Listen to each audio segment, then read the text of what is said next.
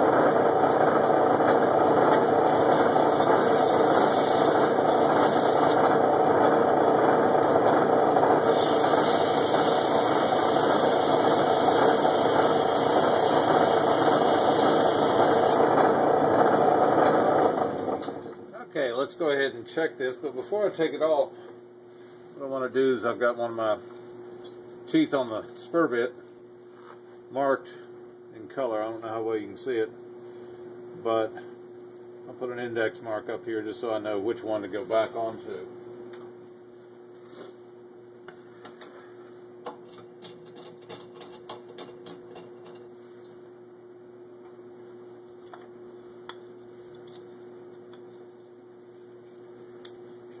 And the tip fits, but as you can see, it's still very tight. Now, I do want it tight going in there, so we just want to gently take down enough of the wood to where it will snug fit in.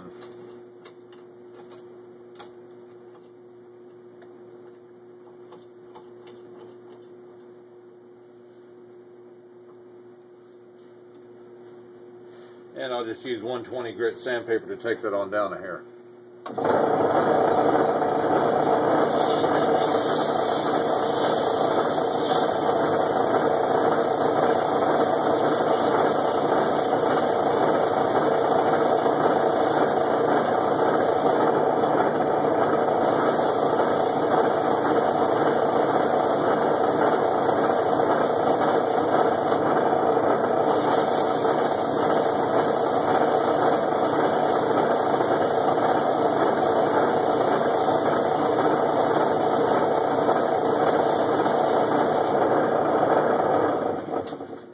Let's try the fit again.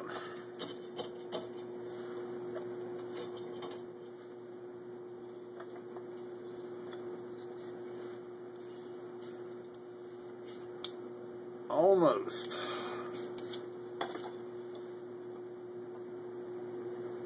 I don't want to have it loose, which is why it may take 2 or 3 attempts before it gets right to where it needs to be.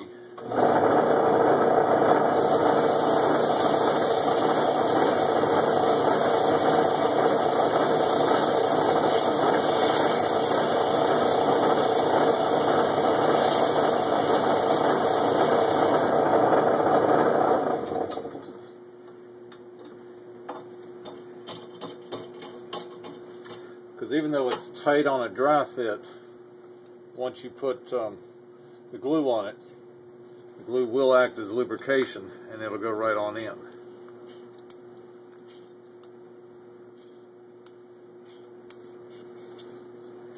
Almost.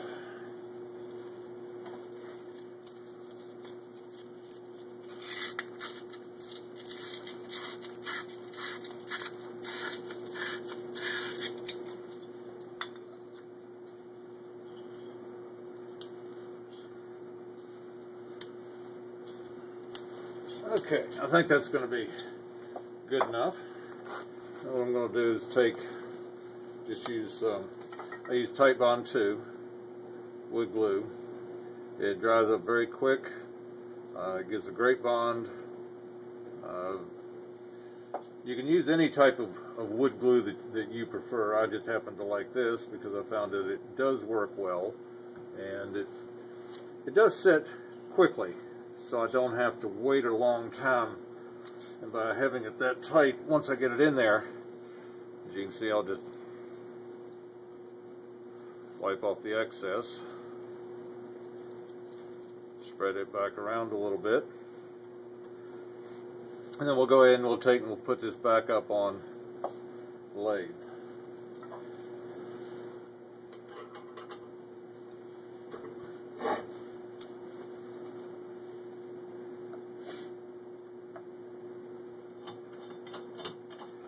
The other thing I like about Pt1 is that, unlike some of the other wood glues that I've used, even though it isn't completely dry, I usually have to wait a few minutes.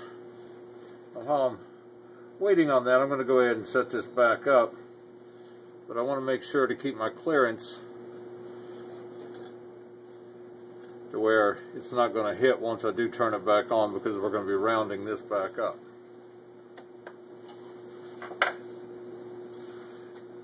And I'll give that a minute or so. Actually, a lot of times, it's by the time you get all this done, you can't hardly even turn it.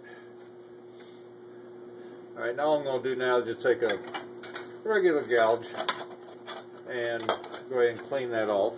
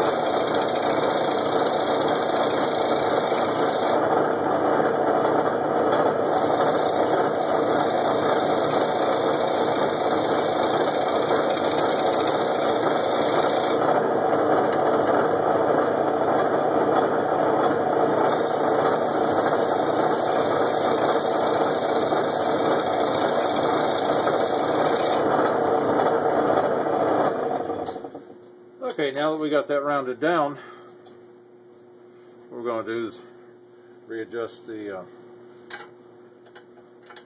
our rest.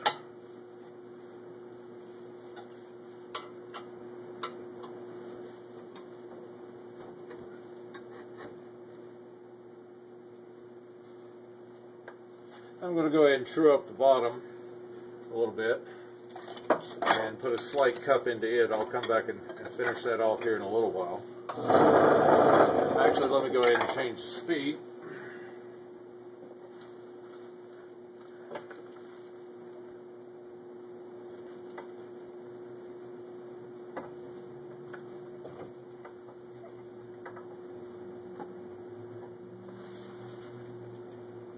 The lathe is a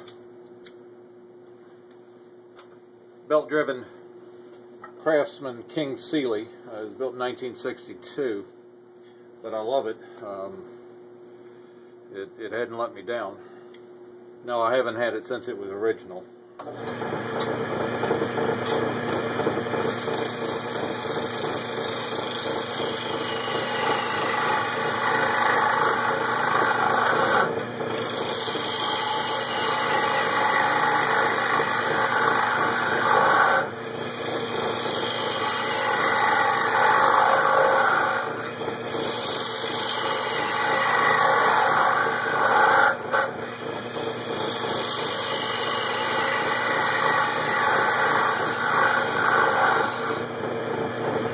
Let's go ahead and start forming up the top of the base.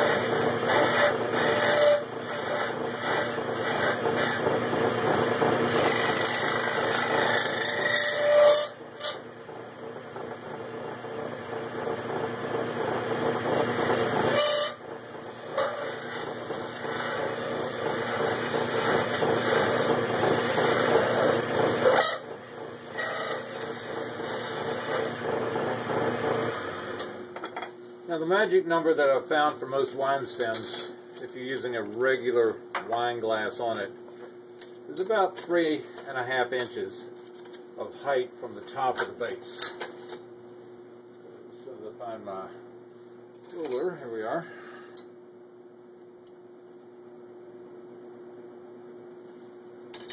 I've got that set at 3.5, so from the top of the base over, we're just going to mark that.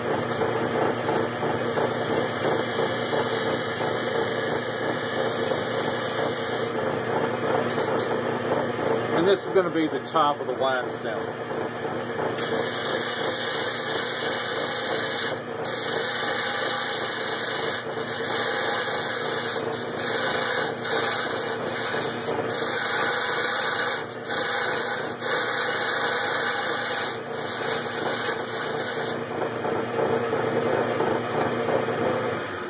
Now, depending on the size of the bowl that you're planning on putting on here, you may want to turn this on down a little bit, which is what I'm going to go ahead and do now.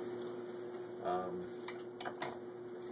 going to pause for just a moment and go and sharpen up a couple of the tools, and I'll be right back.